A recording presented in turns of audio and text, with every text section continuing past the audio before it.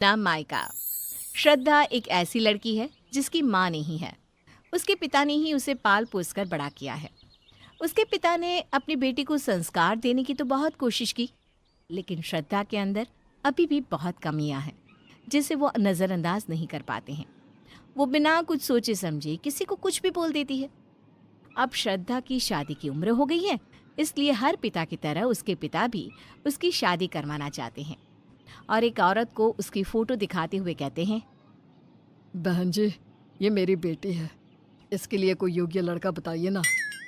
भाई साहब, मैंने आपकी बेटी के लिए बहुत अच्छे अच्छे रिश्ते बताए हैं, लेकिन आपकी बेटी बिना माँ के पली बड़ी है। मैं जैसे ही लड़के वालों को ये बात बताती हूँ तो वो शादी करने से मना कर देते हैं। आप ही बताओ मैं कहाँ से लड़की लाऊं? बहन जी, जिन लड़कियों की माँ नहीं होती, क्या उन लड़कियों की शादी नहीं होती क्या? आप कोशिश तो कीजिए, कोई ना कोई लड़का तो बना ही होगा मेरी बेटी के लिए। ठीक है भाई साहब, मैं 1-2 दिन में आपको कॉल करके बताती हूँ। थोड़े दिन बाद श्रद्धा को सरिता नाम की औरत अपने बेटे राहुल के साथ देखने आती है। बहन जी, ये है मेरी बेटी श्रद्धा। इसकी माँ तो बचपन में ही इसे छोड़कर चल बसी, लेकिन मैंने इसकी परवरिश में कोई कमी नहीं छोड़ी। मेरी बेटी को घर का सारा काम आता है। देखिए भाई साहब, हमें इस बात से कोई फर्क नहीं पड़ता कि श्रद्धा बिना माँ की बेटी है। हमें आपकी बेटी पसंद है।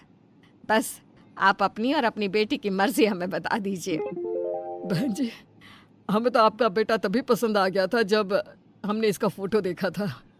आप तो बस शादी की तारीख निकलवाइए। और हाँ बहन जी, श्रद्धा मेरी इकलौती बेटी है। वैसे तो मेरी बेटी बहुत समझदार है, लेकिन फिर भी अगर इससे कोई नादानी हो जाए तो मुझे उम्मीद है कि आप इसकी गलतियों को नज़रअंदाज करेंगी। अरे आप रत्ती भर भी फिक्र मत कीजिए भाई साहब, हम इस बात का पूरा ख्याल रखेंगे। और आज से ये आपकी नहीं, मेरी बेटी है। कुछ ही दिनों में राहुल और श्रद्धा की शादी हो जाती है। सरिता अपनी बहू का बहुत ख्याल रखती है और राहुल भी सरिता से बहुत प्यार करता है। लेकिन सरिता अपने ससुराल में किसी से भी ढंग से बात नहीं करती है। एक दिन सरिता ने श्रद्धा से कहा, बहू, तूने खाना नहीं खाया अभी तक? मैं ले आऊं तेरे लिए? माँ जी, आप तो हिटलर की तरह मेरे पीछे पड़ी रहती हो। मुझे नहीं खाना कुछ भी। अरे लेकिन बहू, तूने सुबह से कुछ नहीं खाया। माँ, आप कुछ अच्छा खाने में बनाओगी तभी तो खाऊंगी ना। रोज दाल चावल बनाकर रख लेती हो। मैं नहीं खा सकती हूँ ऐसा कुछ भी। अरे तो बहू तू बताना, तुझे क्या खाना है? मैं वही बना दूंगी तेरे लिए। कोई जरूरत नहीं है माँ जी, आप तो बस अपना और अपने बेटे का ध्यान रखिए। मुझे जो खाना होगा मैं खुद ही बना लूंगी। सरिता को श्रद्धा का जवाब बहुत अजीब लगा, लेकिन वो चुपचाप वहां से चली गई। अगले दिन सरिता खाना बना रही थी, तभी श्रद्धा वहां पर आ गई और अपनी सास से पूछने लगी, क्या बना रही हो खाने में माँ? आज तो मैं बहुत अच्छी अच्छी चीजें बना रही हूँ। छोले, चावल, पनीर की सब्जी और भी बहुत कुछ। क्यों, कोई मेहमान आ रहा है क्या घर पर? अरे नहीं बहू, कोई मेहमान आएगा तभी घर में अच्छा खाना बनेगा। ये सब तो मैं तुम्हारे लिए बना रही हूँ। मेरे लिए क्यों? कल तूने ही तो कहा था कि तू रोज दाल चावल नहीं खा सकती, इसलिए मैंने ये सब बना लिया। आज आपने मेरे लिए इतना सारा खाना बना लिया। लेकिन कल से तो वही बोरिंग दाल ही खानी पड़ेगी ना, इसलिए ये अच्छी सास बनने का ड्रामा बंद कीजिए।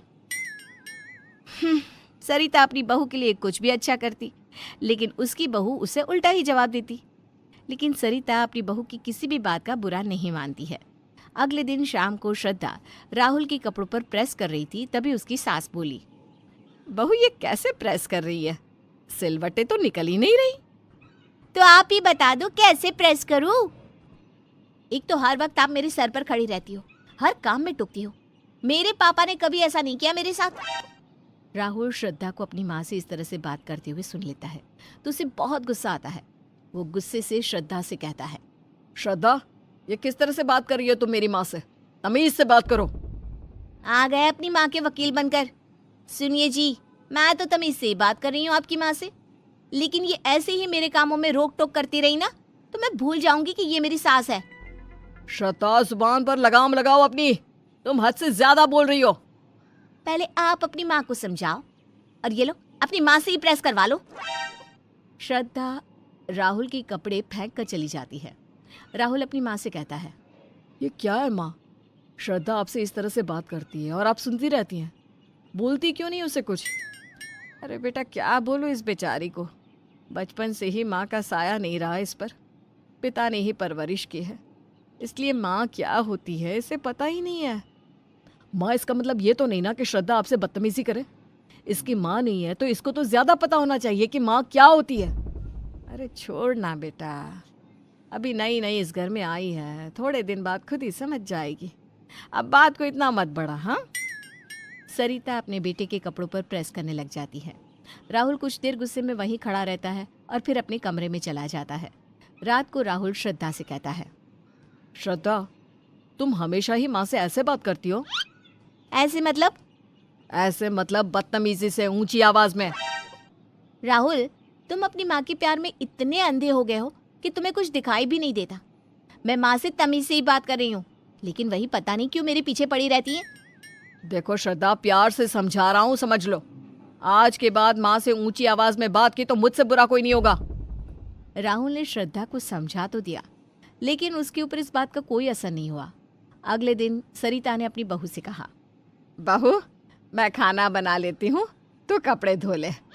नहीं माँ, मैं कपड़े नहीं धोने वाली। मुझे अपनी सहेलियों के साथ घूमने जाना है। अच्छा बहू, तूने बताया नहीं मुझे कि तू कहीं घूमने जा रही है आज? माँ, मुझे इस घर में रहने के लिए हर काम आपसे पूछकर करना पड़ेगा। मैंने कभी अपने पिता से नहीं पूछा, तो आप तो मेरी सास हैं। बहू, मेरा वो मतलब नहीं था। राहुल मुझसे पूछेगा तो मैं क्या जवाब दूंगी उसे? मैं खुद बात कर लूंगी उनसे। और हाँ, रात को भी देर से आऊंगी। आप रात का खाना भी बना लेना, लेकिन मेरे लिए मत बनाना। मैं बाहर से खाना खा कर आऊंगी। श्रद्धा अपनी सास को सुनाकर चली जाती है। वहाँ पर सभी सहेलियाँ अपनी अपनी सास की बुराई कर रही थी। तभी एक सहेली उससे कहती है, श्रद्धा, हम सब अपनी सास की बुराई कर रहे हैं, लेकिन तुमने तो अपनी सास के बारे में कुछ भी नहीं कहा। अब क्या बताऊं, मेरी सास तुम्हारी सास की तरह नहीं है। ना वो मुझ पर हुक्म चलाती है और ना काम करवाती है। अच्छा, इसका मतलब तुम्हारी सास तुम्हारी माँ जैसी है। माँ ऐसी होती है क्या? हाँ, मेरी माँ तो ऐसी ही थी। अपनी सहेलियों की बात सुनकर श्रद्धा हैरान हो जाती है। वो पूरा दिन अपनी सास के बारे में सोचती है। अगले दिन उनके घर में सरिता की भाभी और उनका बेटा दिनेश आ जाते हैं। अरे भाभी जी, दिनेश बेटा, आप दोनों अचानक यहाँ? मैं यहाँ दिनेश के लिए लड़की देखने आई थी, तो सोचा आपसे भी मिलती चलूं। अच्छा किया भाभी जी आपने। आइए आइए, बैठिए।